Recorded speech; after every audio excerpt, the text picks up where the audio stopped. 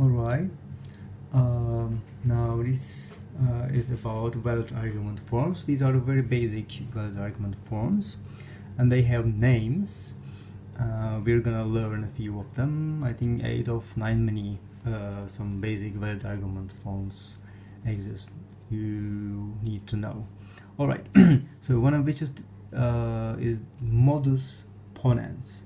Okay, modus ponens is something like here you're given two statements, and P implies Q and P, and if P is true, then you're given Q to be true, and if you're given P is true, then it's very logical to us, of course, we conclude that here Q is true.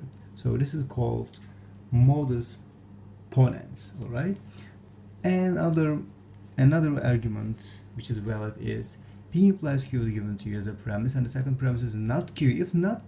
If Q is not true, then we conclude that not P is true. So this is called the modus tollens here. All right. Now generalizations. We may do this by just doing disjunction. So P is given to you. If P is true, that means P or Q is always true. So this is a valid argument. I mean, you can also check, of course, I mean, just the other ones also. These arguments are valid. You can use the truth, construct the truth value table, and you can see that.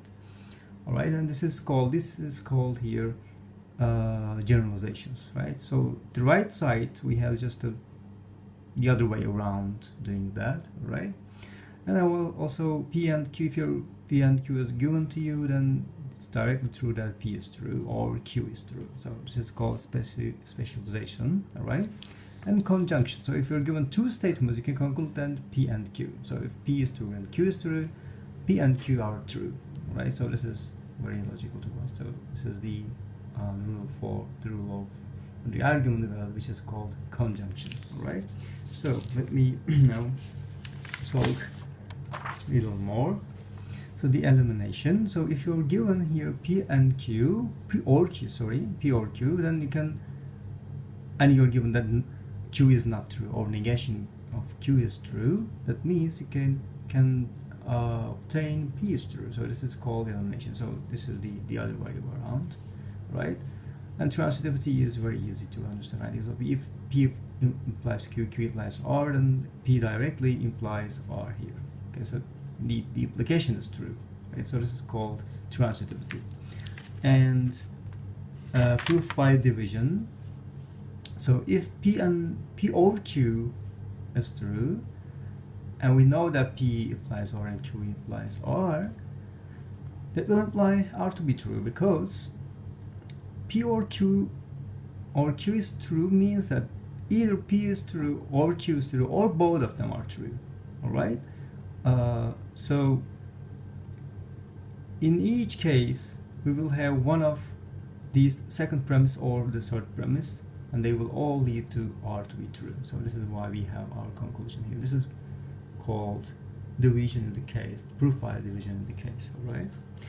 And we will have the contradiction rule, and we have already discussed the contradiction rule before, and this is indeed in the argument form.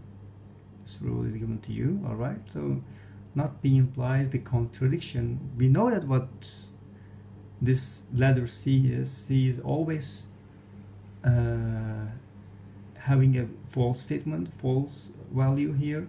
This is why we put here another letter for C here, another letter for contradiction. Okay, a special letter. So this is the argument for contradiction rule. So if not B leads to contradiction, that means P is true. So this is the contradiction rule. All right, and I'm gonna discuss examples in the classroom. Please follow. What I mean by examples, we're gonna construct arguments, valid arguments. All right, but with the help of these valid arguments here, transitivity, proof by division into cases, elimination, modus ponens, modus tollens, generalizations, specializations, here conjunction, all these valid, simple valid arguments will be used to construct arguments. All right, so that's all today. That's all. Yeah. Right.